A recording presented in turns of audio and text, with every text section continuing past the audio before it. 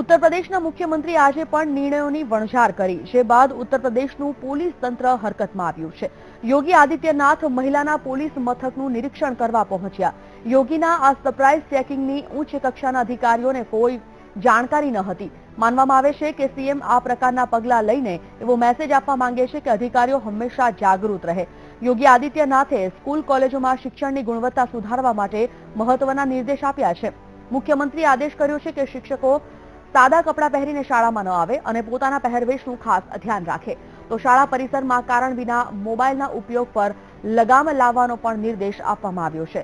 साथे शाळानी बहार आवारा तत्वोनो आतंक दूर करवा पोलीस काफलो वधारवा अने जरूरी पगलां लेवा माटे पण कहेवायुं छे। अने जो शाळा परिसरमां गुटखा के पान मसालानी पડીકીઓ मळी आवे तो तेनी सामे योग्य पगलां लेवानो पण आदेश आपी देवायो छे। पुलिस का मनोबल जानने और इस संबंध में उत्तर प्रदेश के अंदर क्या प्रभावी कार्य हो सकते हैं, यही सब निरीक्षण करने के लिए आए हैं। ये पहला निरीक्षण और अंतिम नहीं है, एक शुरुआत है। आप देखेंगे हर स्तर पर एक सुधार दिखाई देगा और उत्तर प्रदेश के अंदर कानून का राज लागू होगा।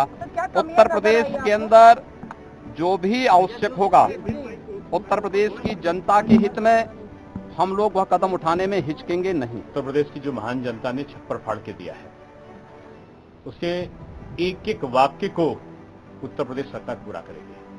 केवल दिखावे के लिए नहीं कि एक दिन आ गया और पूरा हो गया। नकल, भ्रष्टाचार और जो ब्यूरोक्रेसी की जो विडंबना है, लेट लतीफी, इस सबके खिलाफ जीरो टॉलरेंस। काम पूरा करना होगा, जवाबदेह सबको बनना पड़ेगा और जवाबदेही सुनिश्चित होगी। और ये निश्चित मानिए कि समय के आधार पर कामों का निस्तारण हो।